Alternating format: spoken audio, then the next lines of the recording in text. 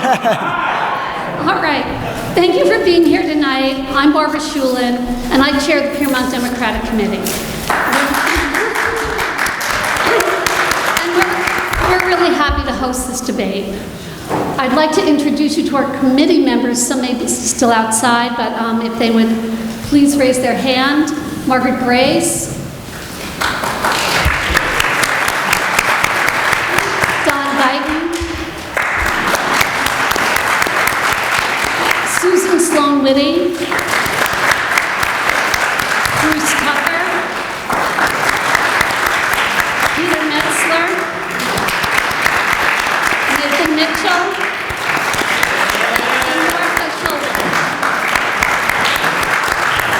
Okay, so this building has recently been renovated, and I want to thank Trustee Michael Wright over here and his committee for all the work they've done on this building, on the new park, and also on Half Moon Park. Many of you walked up through Half Moon Park today. I also want to thank Talad. Talad is really...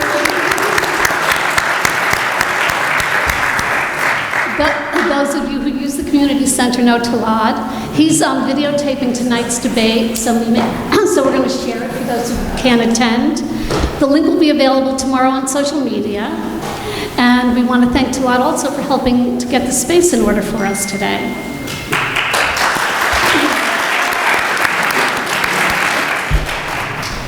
Tonight's debate focuses on our two candidates for mayor, Nate Mitchell and Kevin Timoney.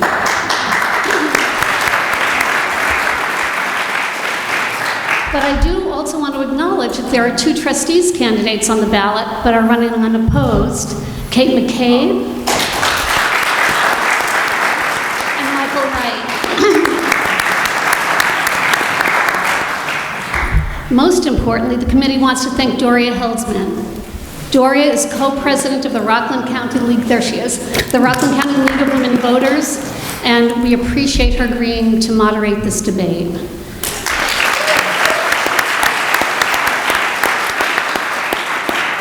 With her this evening are Myrna and Ted Aaron, who have served as a timekeeping team for Rockland League debates for over 10 years. At Doria's request, we also have 3 people who are vetting questions for her so that they are not redundant and are in line with the league rules. Chris Sanders, former mayor of Piermont. Joan Chiaramonti, who has extensive experience moderating debates and forums.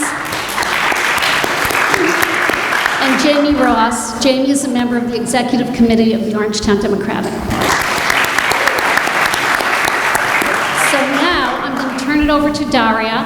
If you have any questions along the way, please raise your hand and we'll collect them and get them over to the table for you. Thank you.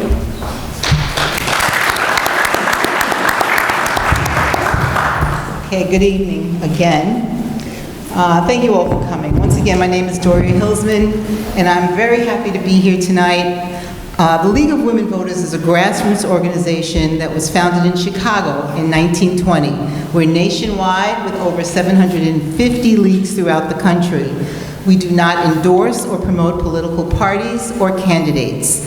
The Rockland League has been here for over 80 years, started in Nyack by a group of women, including the late actress Helen Hayes, and has played an integral part in shaping and promoting the Rockland County political arena. The League of Women Voters has hosted and moderated debates for many years, and as such, we've developed protocol to ensure a smooth and productive debate. So I'm going to just go over a few ground rules. I know that Barbara and Margaret Grace have been posting them, but just as a reminder, I don't ask the questions come from you all and are vetted by the panel here.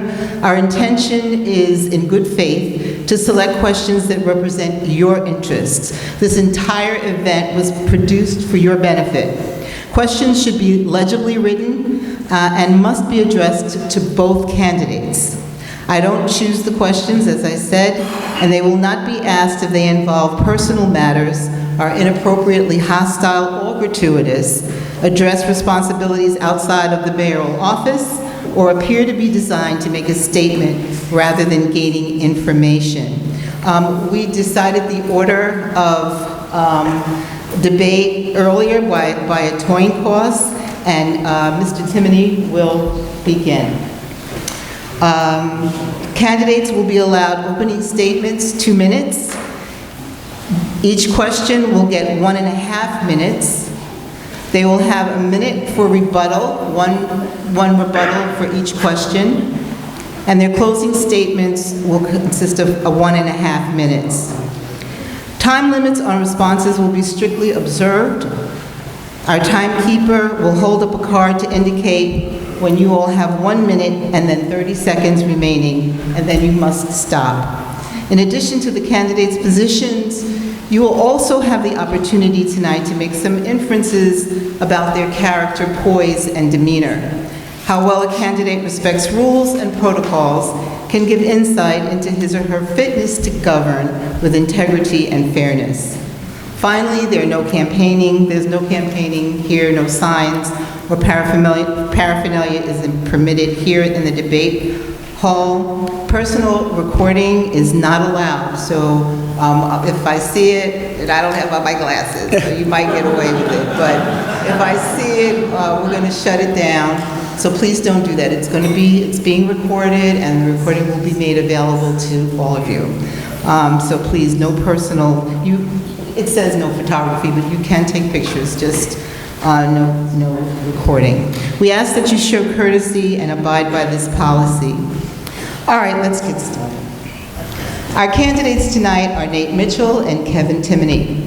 Nate Mitchell has served in a variety of municipal positions in the village of Piermont, including the Piermont Board of Trustees and the Planning Board.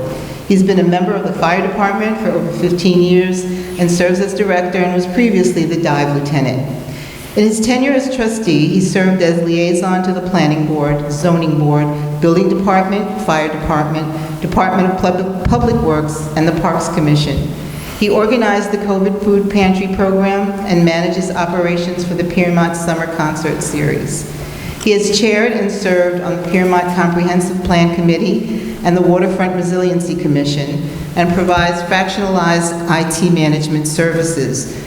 He believes that his experience gives him strategic insight and uniquely qualifies him as an asset to the village and positions him to overcome the challenges that Piermont faces today. Please welcome Mr. Nate Mitchell.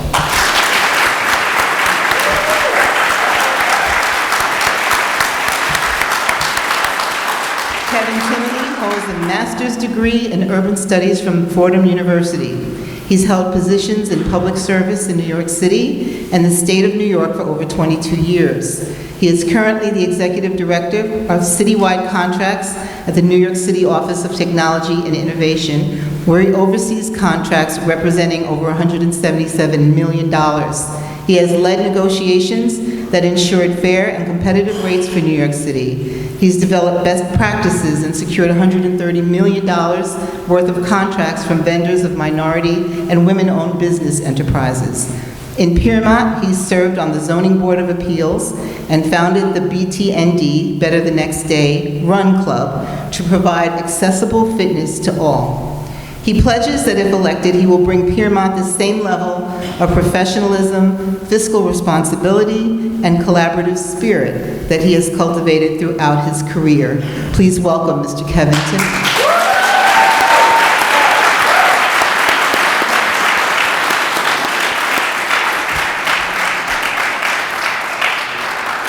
Okay, we'll begin with opening statements. Okay, Mr. Timoney. Great.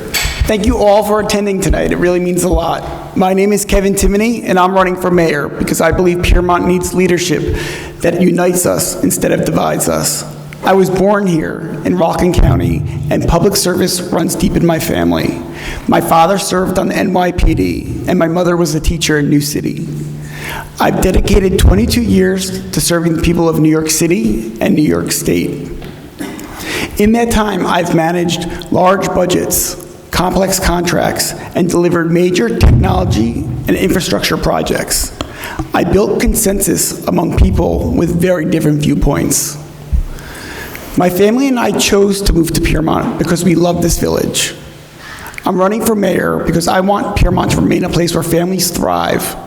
Neighbors can talk openly, and decisions are made thoughtfully, transparently, and with the future in mind. That means smart-scale development that respects our village charm, protecting taxpayers by finding creative ways to grow revenue, and ensuring our government is accountable and accessible to everyone. My opponent has done a lot of work for Piermont, and for that I am grateful, but that does not make him a leader. And unfortunately, much of the conversation this election season has been overshadowed by divisive rhetoric and misinformation. As you read the way Nate communicates, there's almost always a conspiracy or a dark overtone. Piermont doesn't need that. As I've said from the beginning, we don't always have to agree, but we can respect each other's opinions without turning every disagreement into a battle or treating our neighbors like enemies. I bring fresh perspective backed by relevant professional experience, and I am beholden to no political group or organization. I'm running to lead with integrity, listen to every resident, and to ensure that our decisions are rooted in facts, fairness, and a shared vision for Piermont's future. That's the kind of mayor I intend to be.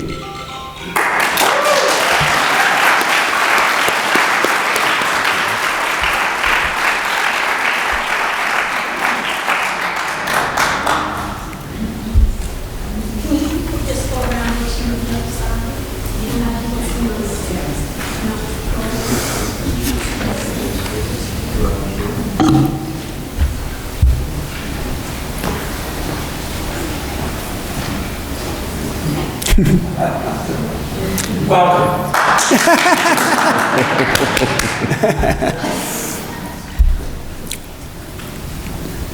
Shall I?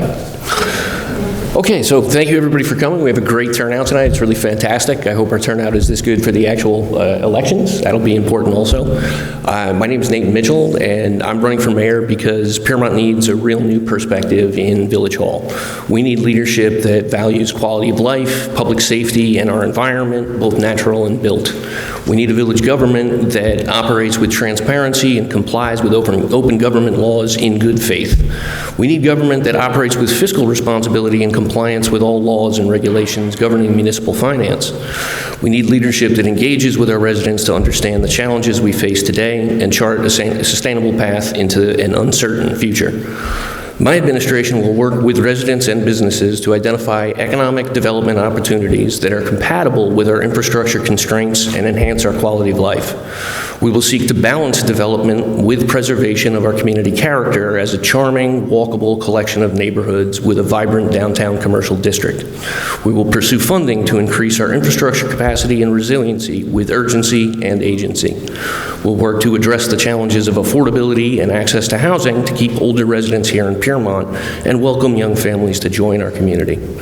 I believe my extensive experience, proven record of leadership, and deep connection with our community uniquely position me to achieve these goals. And with your support in the November 4th election, I look forward to working with all of you to ensure Piermont is a special place to live for generations to come. Thank you.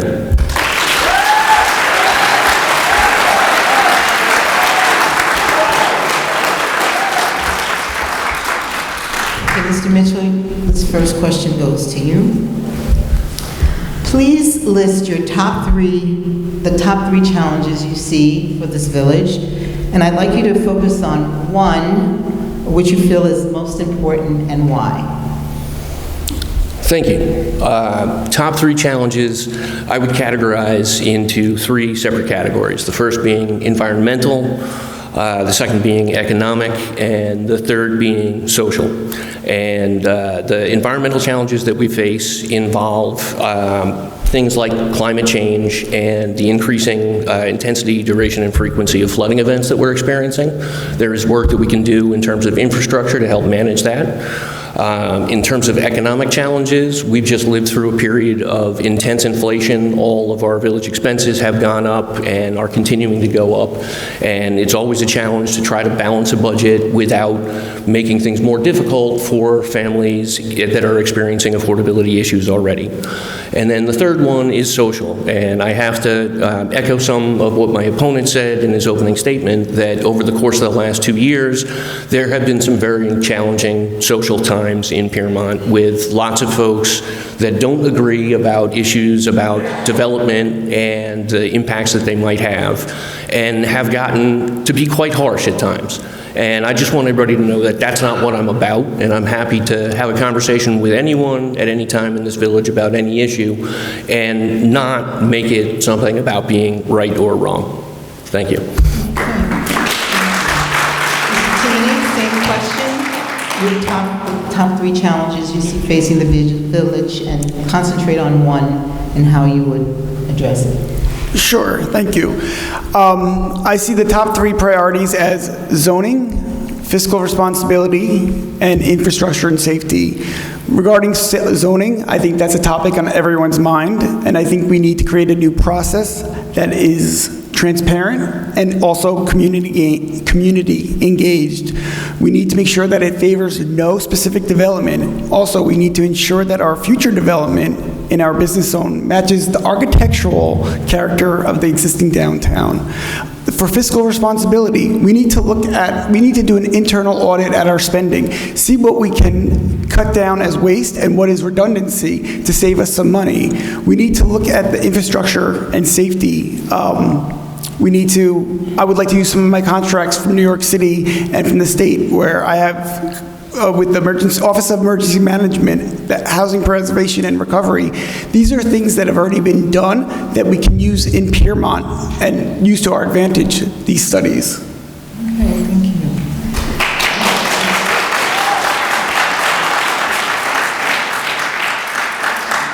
Mr. Timoney, what would you do to address the parking issues in the village? That is the million-dollar question I think we all want to know, and that's a great question. As I alluded to with my expertise in the city and the state, the New York City Department of Transportation has done traffic studies. Obviously, I do know New York City is a bigger place than Piermont, but they have done traffic studies where we can kind of borrow this information and see what they've done, what works in different neighborhoods, and see if we can kind of bring that in here. We do have a parking lot in the back that is owned. We need to start reaching out to the owner and try to see if we can build on top of that. We need to have fresh, creative ideas, but parking is a very big issue right now that we have to address. Thank you. Mr. Mitchell, same question? Sure. Well, so the best tool that a municipality has to deal with parking issues is our zoning laws. And in my mind, the issues that we're facing currently are essentially a self-imposed hardship. So what we've done over the course of the last 8 or so years is to find ways around the limitations on seating in restaurants that are in our zoning requiring off-street parking. And we've expanded a program called the Fee in Lieu of Parking program that I think was good legislation when it was introduced some 10, 15 years ago, that allows restaurants to operate without having any off-street parking by paying the village a fee in lieu of the off-street parking that is required. The issue is that when we first instituted this legislation, we limited it to an inventory of about 20 or 25 parking spots total. And that was based on going around on a Saturday night and looking at how many spots were actually open in our parking lots. Over the course of the last 8 years, basically every year, we have increased our fee in lieu of parking inventory without actually increasing our real physical inventory of parking. And as a result of it, now we have sold somewhere in the neighborhood of 85 to 90 parking spots that simply don't exist. So that enforcement is going to be critical to fixing our parking issues. Thank you.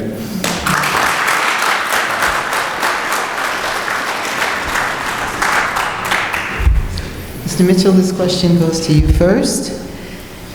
In your fiscal vision, how will you handle the village budget? And my fiscal vision. How will I handle the village budget?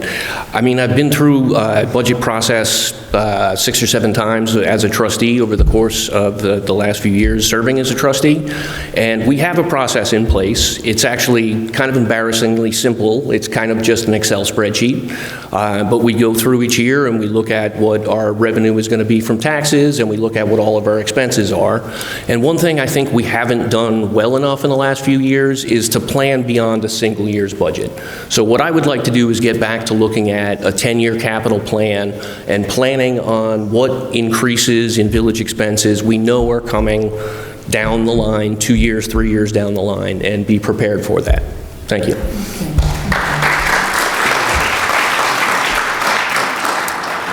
Thank you very much. So I would adapt a spend review plan where I would make every board of trustee who's in charge of any division fill out the form for all their yearly expenses. If it's a renewal, if it's an annual, if it's a monthly payment, they put all their costs within this program.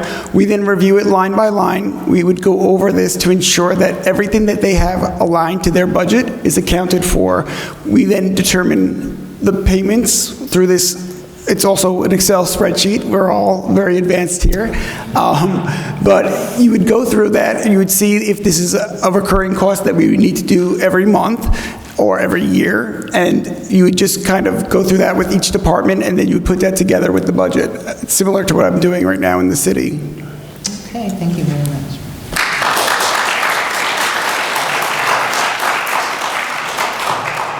Mr. Timoney, what is your vision for acceptable development for the village?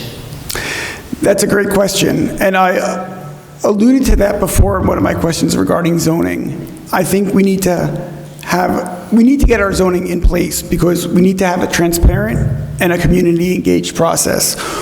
As I mentioned, the spot across Bunbury's is a very hot topic, as we all do know, but we've got to make a zoning where it doesn't favor any specific development, and we've got to get an architectural review board. If that means a brand new board or having that as part of our planning board, we need to have the village have a say in what our character of downtown looks like. It is important that we start working on that zoning right away. As we do know, many of the buildings that we do have in our downtown aren't in compliance. So it's very important that we start working on a zoning that protects the buildings that are currently there, but we don't get oversized buildings in our current downtown. So we need to start literally on day one. Thank you.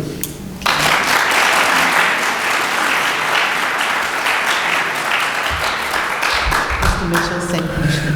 So, as mayor, one of the first things that I would do on day one is to follow the recommendations from the county planning to establish a panel to review our comprehensive plan. So over the last couple of years, we worked on developing a comprehensive plan. However, by the time we adopted the comprehensive plan, we did not address the issues about the fact that a large majority of our downtown is not in compliance with our existing zoning. And so I would like that committee to go back and review those issues and make recommendations about what zoning we could adopt that would both accommodate our existing architecture and also make limitations on what new development impacts could be. So an example of that would be requiring sidewalks of a certain width if the building were to be right up to the sidewalk. Having a 24-inch sidewalk and then a massive building right there would change our character terribly. We do actually have an architectural review board on the books in Piermont. It hasn't been active in a few years because there are challenges about finding what architecture is appropriate in a built environment that has such eclectic architecture. I think it's something that we need to look at, but I'm not sure that it is the cure-all for our issues. Thank you.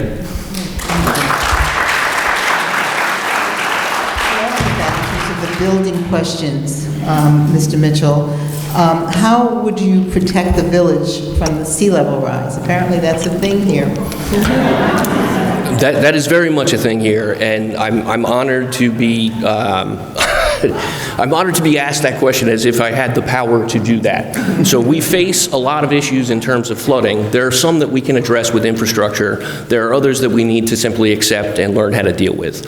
And not to change hats too quickly, but I have to say I've been watching the forecast all week, and we've got a nasty nor'easter coming in this weekend that we may have flooding Sunday night, Monday morning, and Monday evening. So one of the most important things that we can do as a municipality is to make sure that we are informing and educating our residents about what the risks that they face and ways that they can deal with getting through it without undue damage to their property or finding themselves and their family in an unsafe situation. So the one thing that we can do something about is stormwater management. We have plans, we've received funding that we haven't yet been able to capitalize on to do improvements in our stormwater management system, bringing water down from the Erie Path to the river along Righty Street, where we've had some severe problems. And I will look to continue developing funding for all different types of stormwater management improvements. I just can't hold back the Atlantic, I'm sorry to say.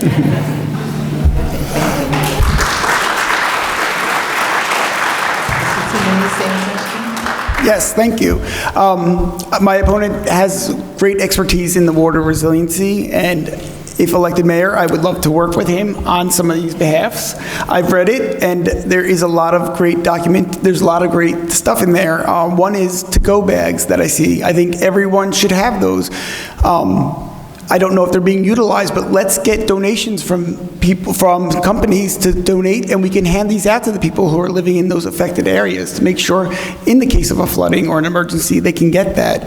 I also have, as I mentioned, contracts where we did with housing recovery, where after Sandy, they had to rebuild in Far Rockaway. I would like to use some of those techniques that they used for the storm surges and for building of the houses to bring that here and see that what we can use to help us.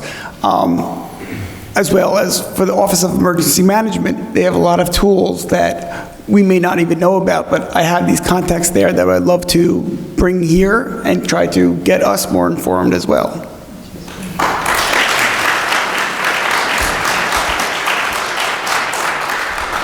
Okay, Mr. Timoney, do you support the Rockland County proposed plans for the trail? And if so, why? And if not, why not? Very good question, and I know that there was a meeting on September 17th that I was not able to attend, and I've heard varying information about it. I do not believe in paving the Erie Path. I will tell you that 100%. I think it would be detrimental to the environment. It can cause landslides, erosion. It's just unsafe for the people who would live below there.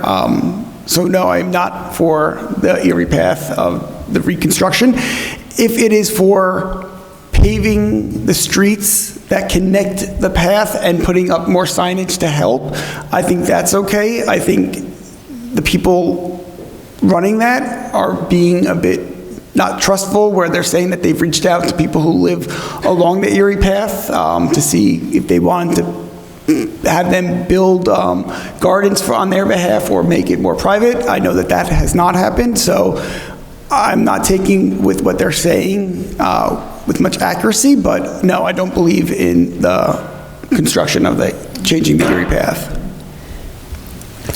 Well, unfortunately, I'm not sure that it's up to us to make that determination, and I did attend that meeting on the 17th, and there were some excellent questions that were asked.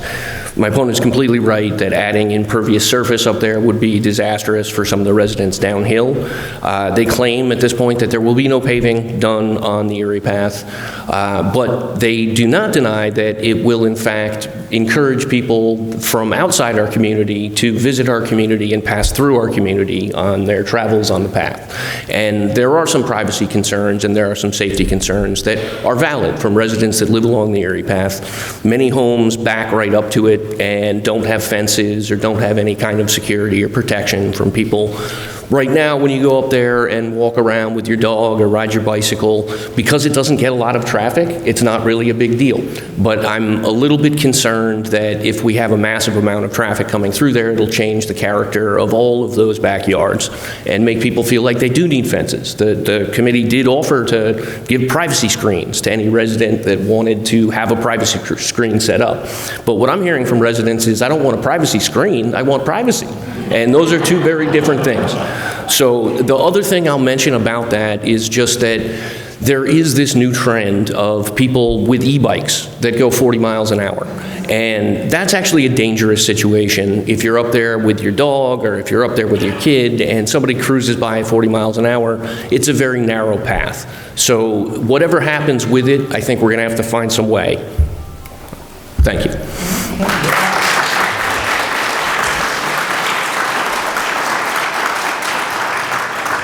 Mr. Mitchell, discuss your vision for Piermont's downtown zone. Vision for Piermont's downtown. Well, so I think that the character and charm of our downtown, which is really only a couple of blocks long, is an important part of what brings people to Piermont to, go to our restaurants and our businesses, and for people to want to move here. So people come and visit, and they fall in love with this little downtown. And what we need to do is to make sure that we don't lose that charm and that character that has brought so many people and kept so many people here. So any changes to the downtown have to be treated with the level of concern and respect for what we have now that is required in order to make sure we don't lose that in the future. Thank you.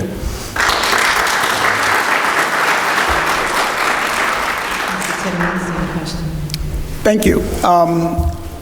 Agreed with Nate on his stance on the downtown. It is charming, and we cannot lose that charm. It's very important. I do think we need, as I mentioned before, we need to get zoning in place. We need to keep that architecture and character of our existing downtown. We all heard about autos getting resold or getting sold. We need to ensure that autos stays there with something that fits within that and it doesn't get oversized and box cuttery. We need something that we can, the village ourselves, control. So we need to make sure that it fits within our scope and it's not overdeveloped and it is low density. Thank you.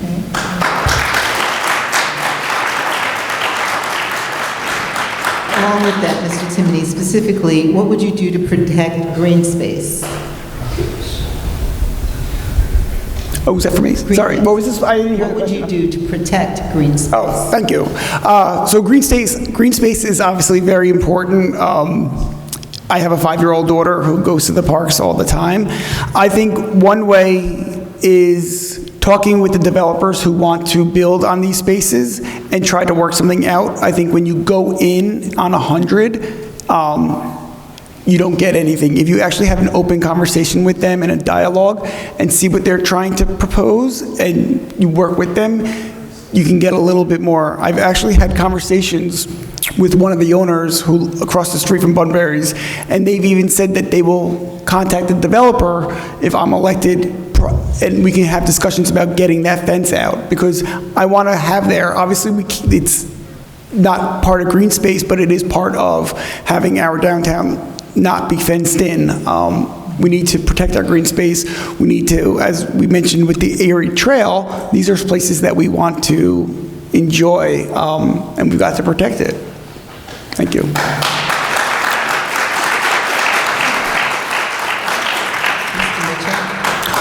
Well, so fortunately, a lot of our green spaces are actually village-owned property, and so one of the important things to remember is that we should not be selling off any of our village property in order to facilitate anything if it comes at the cost of losing some of our important green spaces.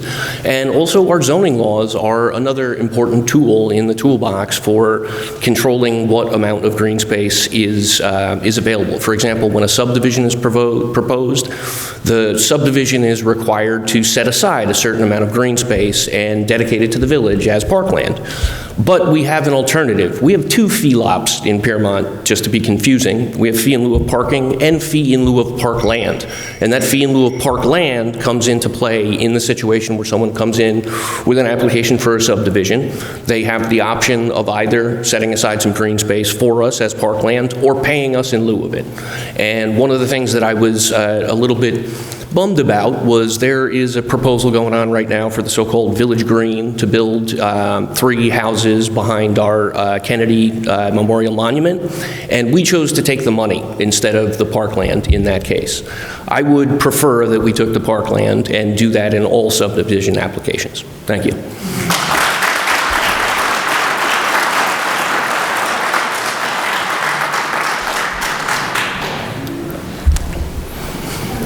Mr. Mitchell, what are your views on shared services, that is police, fire, and DPW? Sure. So shared services is, it's one of these issues that looks great from 10,000 feet and then turns into a mess when you get down into the weeds. So we do actually have some kind of shared services right now because the Village of Grandview has its police and fire and EMS services provided by our fire department and police department for an annual fee. There's been discussion in the past about couldn't we just use Orangetown instead of having our own police force. Our police force is a very significant part of our village budget, but from everything that I've looked at and talking to people in Nyack, when Nyack decided to get rid of their police force, it ended up that the increase in their Orangetown tax bill was more than the savings in their Nyack tax bill. And I think there's also a great value in having local community policing where we have officers that people know and recognize and can talk to about whatever their concerns are, what their safety is. And that's something we would lose out on if we were to get rid of having our own Village of Piermont Police Department. So I'm not in favor of that unless the economics change. For public works, is your view the same for the Department of Public Works and? Yes, absolutely. The Department of Public Works, Grandview asked if we could do their garbage pickup, but they require that someone walks up the driveway to the back of the house to take the garbage can, and we simply couldn't do that without adding a bunch of staff and expense that would make it not worthwhile. All right, Mr. Timoney, same question? Great, thank you. Yeah, I agree. I think that, you know, my husband and I, we moved to Piermont knowing that there was a police department and a DPW here. It gives you a sense of comfort and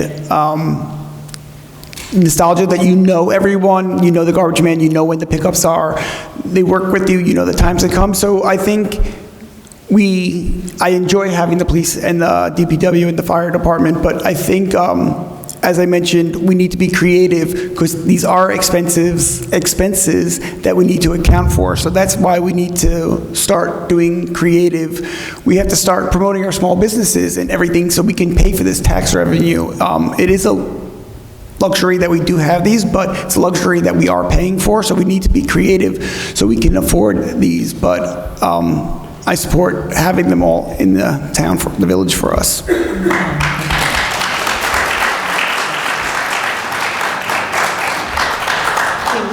This question is for you first. Would you repeal the CBM zone, and why or why not?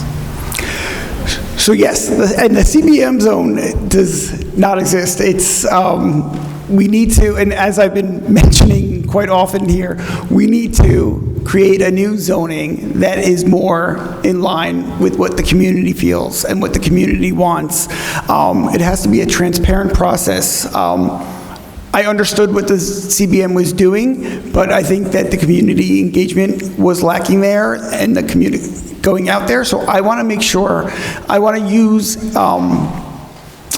retirees like that are asking to do work. I want to get them to get the message out. I want to make sure that people are knowing that we're going to have meetings on zoning. I want to make sure that everyone knows that we're not doing this just for one specific development. We're doing this for all of the zoning of downtown Piermont. It's important because it is the future. We want to make sure that our architectural character is staying in place, that our existing downtown isn't getting messed with, but we're protecting the future for new development. So, yes, I'm not for the CBM. It does not exist. I know there is an appeal right now, but right now we need to concentrate on a new zoning that fits Piermont.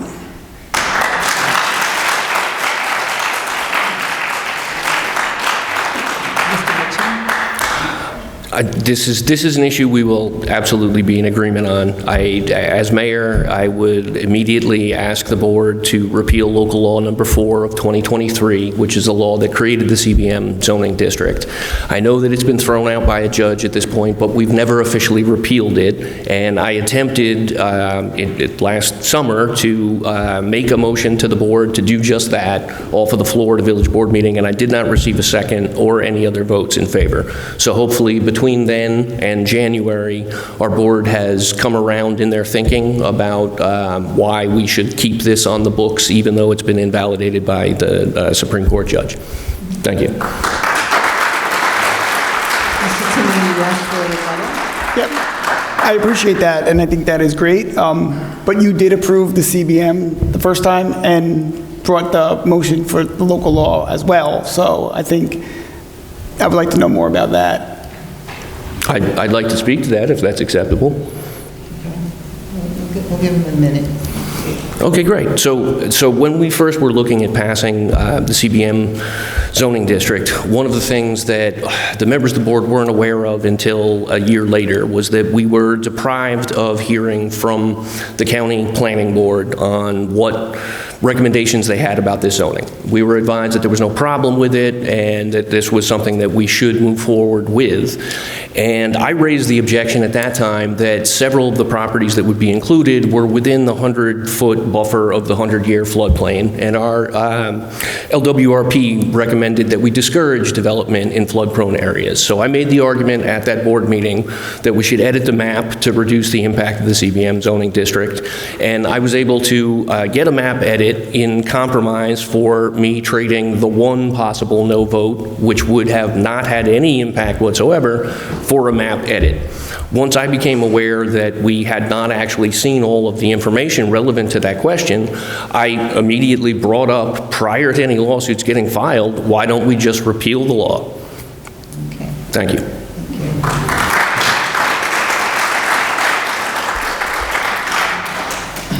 Okay, Mr. Mitchell, beyond architecture and environmental issues, is there anything else you feel threatens the character of the village? Beyond architecture and environmental issues?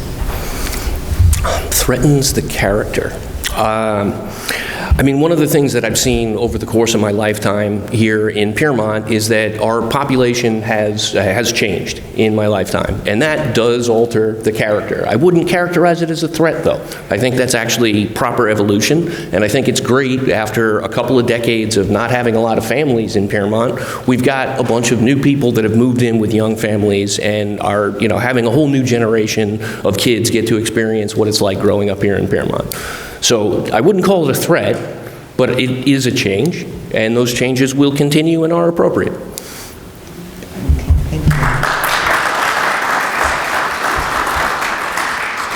Thank you. I think the threat, I would say, is that we aren't really promoting our small businesses as much as I would like. We do have a downtown that does have a lot of restaurants that we all know, but it does have a beautiful number of shops, and there are also spaces. This is a destination for people to come to. We need to make sure that our stores are getting a social presence. If that is getting, one of my ideas that I've had is trying to get interns from Stack or Dominican here to help with the village hall staff with the burden of work, or having them do social media presence for us. So people realize that, there's Valentina's hair salon, there's Presence of Piermont, there's women's clothing stores, we have ice cream. I want people to know that this is a thriving community and we have a lot of character. So I think helping these local businesses is very important.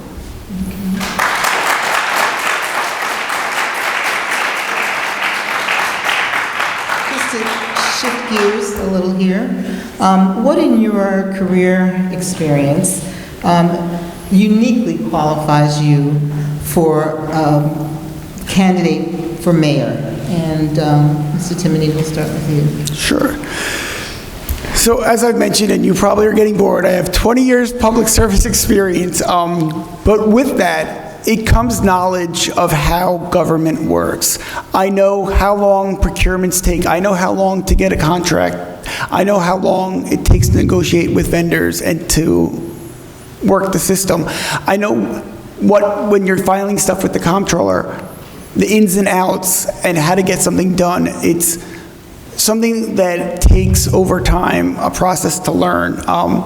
No one ever said government is quick, but at least when you know the ins and outs, you know how to make it a quicker process for everyone, and we're not getting stalled, and we're not getting pressured that we're not meeting a deadline. And as I have mentioned, I do have a lot of contacts with state and city agencies. If we need help with something, I know people from the MTA that I would love to talk about the coach bus, the Rockin' Coach, and why it's not coming at some certain times, or it's getting grants. Why is it not being productive? So these are things that I think, being 20 years in government, could help Piermont thrive.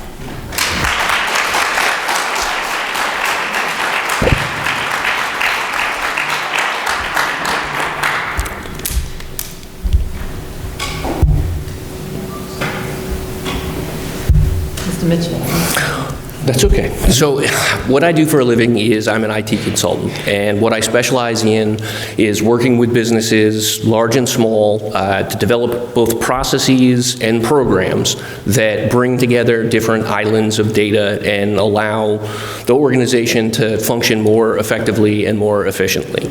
And the thing that I think is really helpful about that in kind of any position, but as mayor of the Village of Piermont, is that I have experience seeing how a bunch of different organizations approach challenges that we face as a village, whether they be challenges in our clerk's office dealing with information, or challenges in terms of process in getting revenue in and sending revenue out. And so that breadth of different type of experience, I mean, I gotta say, somebody smart said one time, the day you stop learning is the day you start dying. And one of the things that I enjoy most about what I do is that I don't do the same thing every day. I do something different every day, and I learn something new every day. And I bring all of that lifelong learning to this position. Thank you.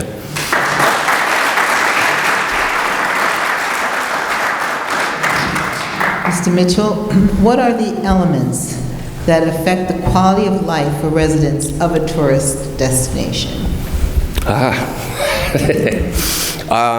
Yeah, that's a challenging one. So one of the most significant things that we've touched on already in our conversation is traffic and parking. So public safety is very important to me, and one of the things that I feel like people love about Piermont is we're a very walkable community. And a lot of people, rather than get in their car and drive somewhere, would just like to walk down the street. However, we don't have sidewalks on every street, and a lot of our sidewalks are kind of undersized, and we have a lot of intersections that don't have terrific lines of sight, and it can be quite dangerous. So one of the toughest questions to answer, that this isn't exactly that question, but I posed it to myself in a number of ways, is how do you get tourists and visitors to be respectful and safe in our community? And I don't have a single answer for how to do that, but I think that's what we need to try to focus on. And we've had traffic studies done, we've had conversations, we have a traffic committee. A lot of the recommendations have been about signage and ways that we can improve that to help people understand where they should be going to and coming from. But I think that's also a two-way street, and we also need to educate our residents about things like the Ferry Road doesn't have a sidewalk. Don't walk in the middle of the street. It's dangerous. Thank you. Mr. Timothy, same question. So I think parking, as Nate mentioned, is the most obvious. We need to come up with creative ways to get parking done. As I mentioned, we do have the parking lot D. I know it is owned by a private owner, but working with him to see if we could build a garage on top of that to alleviate some of the stress that is on our streets is one option. Also having the police presence for these crowded restaurants or whatnot. I think if people see the police out there walking about, riding on a bike, it deters them from speeding or from acting recklessly, walking around. So I think having more of a police presence while they're around there, not just driving around in a cop car, but actually being physically outside and walking the beat, I think would help Piermont with our elements. do you feel that the police presence as it is now is adequate, or? No, it's great, but I think to do a creative way and to get them more in a presence. So, when they're out and about and you see the car, but you don't actually see them when you're eating, I think people would see them actually walk around. I think it would help them. Okay, thank you.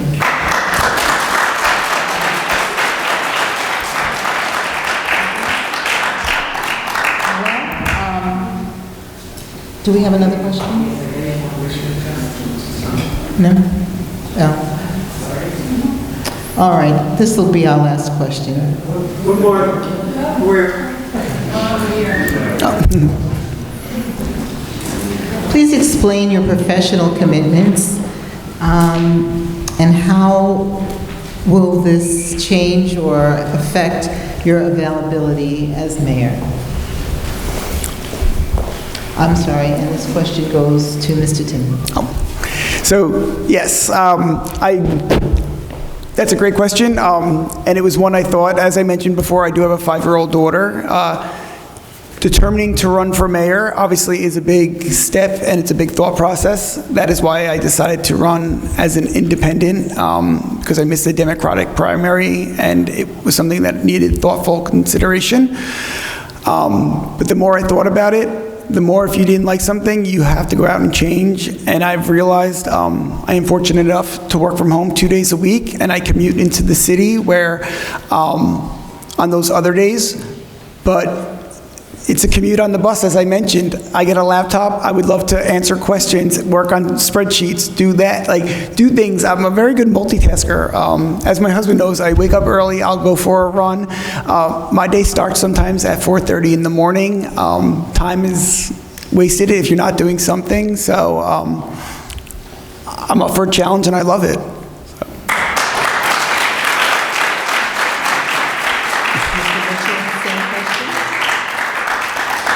So yes, one of the flexibility things that I enjoy about what I do, providing fractionalized IT services, is that I'm basically on call 24 hours a day and not necessarily having to do anything any one of those hours. So that gives me the flexibility to do things like respond to our fire department right now as a member of the fire department. And a lot of the work that I do also has to happen when offices are closed because of the fact that I'm taking down a system that the people are using during the regular business day. So I'm available to be able to respond to whatever happens in the village and requires my attention, just like for my clients and just like for the fire department, 24/7, 365. Thank you.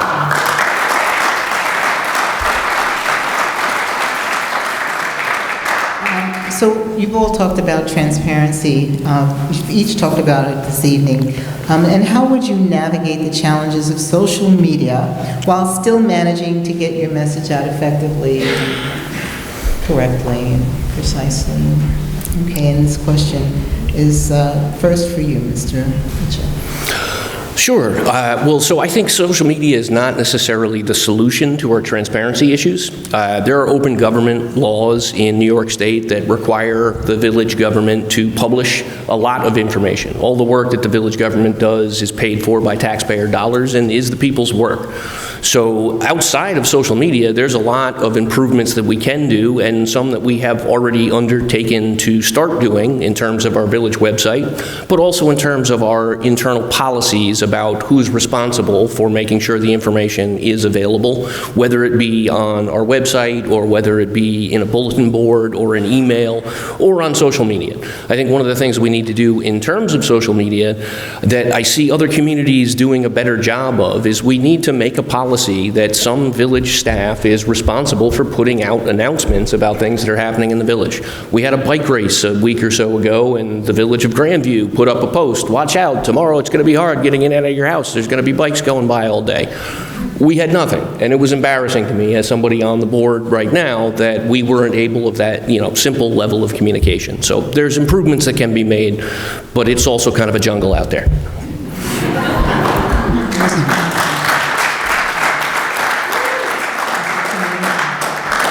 Thank you. I believe social media can be used as a tool, and for this campaign, I've used it where I've just put out my own information. I don't believe in attacking or putting anyone down. I just use it as a tool of getting my message out there. I think when you use it in a method to be divisive, it's dangerous, and it just creates more hysteria in a small village that we don't need. We are small, we should be able to talk independently, and as I said in my opening statement, agree to disagree.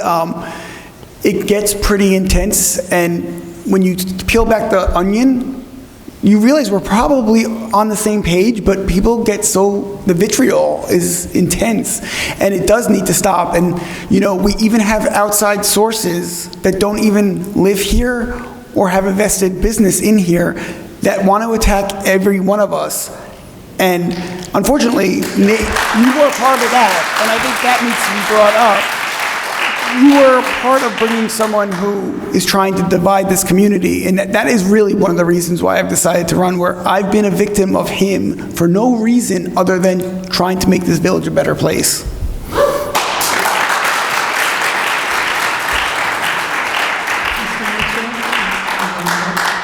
So, first of all, as I understood the question, it was what the village government or the mayor could do about managing social media.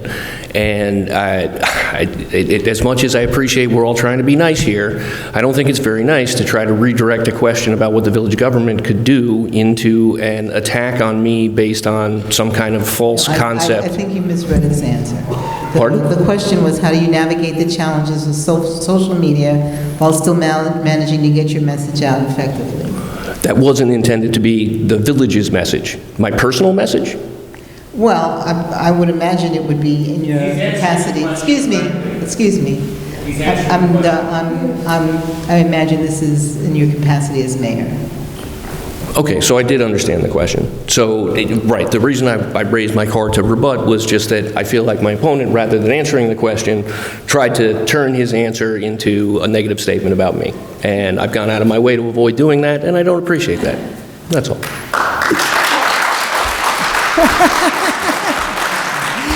It wasn't a negative statement, but that is a statement as mayor, as a leader, that is something that should be addressed. Social media, as I mentioned, is a tool that should just be for information. It shouldn't be for causing divisiveness, and that is a cause of what has happened. That was my example. Just made it divisive. Yeah. I didn't make it divisive. I'm providing information. So this will be the last question, and it comes at a very good time. The question is, and Mr. Timoney, we'll start with you. Please indicate something that you find admirable in your opponent. Yeah. No, and I have mentioned before, I think his commitment on the water resiliency is amazing. I read the document. I think it has a lot of insightful knowledge. I would love to implement some of these things. I think what Nate does for Piermont, he loves it. I think everything what he stands for is great. And the first time we actually met and talked, it was at the Piermont Democratic Committee, and I said we probably agree on a lot of things. We just have a different way of going about it. And I stand by that. I think he cares for Piermont. We just have different ways of going about it.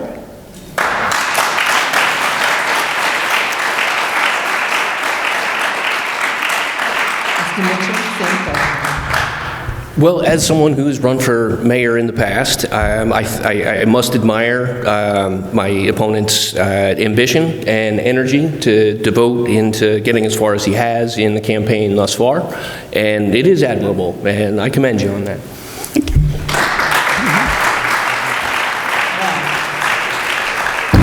give them both a round of applause.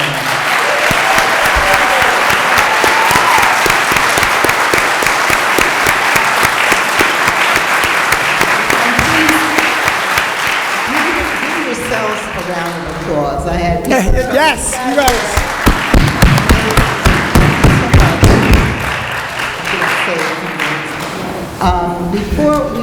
Before we close, we're going to have closing statements by both candidates. And Mr. Timoney, since you began, Mr. Mitchell, you'll make your closing statement first.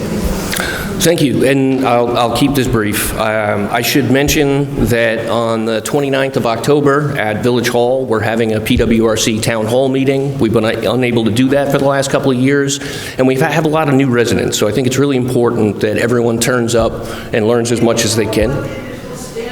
The Piermont Waterfront Resiliency Commission.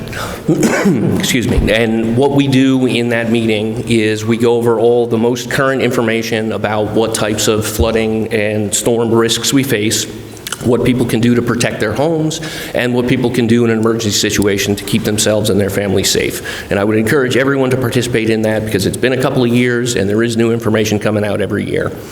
Other than that, I'd just like to thank everyone for showing up. As I said previously, this is a great turnout. I hope our voter turnout is as good as this on November 4th. I agree.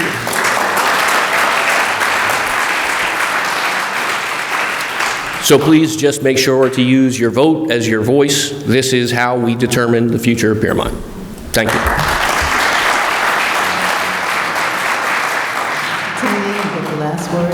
Thank you. And I also want to thank you all for being here tonight. I'm sure those seats aren't too comfortable, so we applaud you. Also, Nate, thank you very much for sharing your perspective. And tonight, you all heard from two people who care deeply about Piermont, as I mentioned. But caring isn't enough. This election is about who has the experience, relationships, and vision to lead Piermont forward. As I mentioned, I've spent 22 years delivering results for government. I've managed hundreds of millions in public contracts and bringing agencies together to solve complex problems and making government work better for people. I've served on the Piermont Zoning Board, built partnerships across every level of government, and I've worked hard to listen to this community.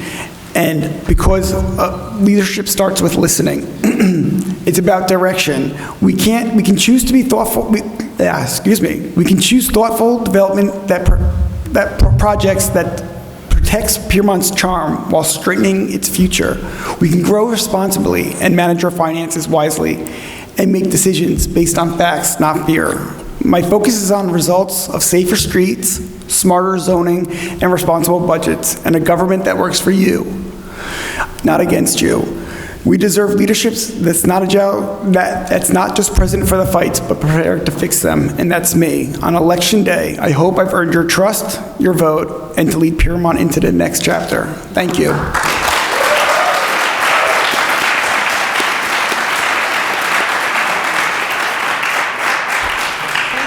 Again, for coming tonight. You were actually a wonderful audience. Amazing. Yeah.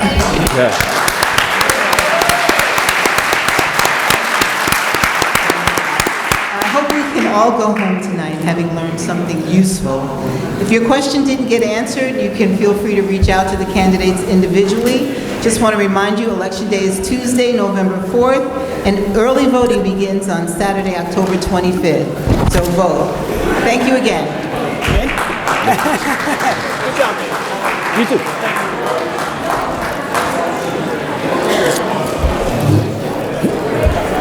How you doing?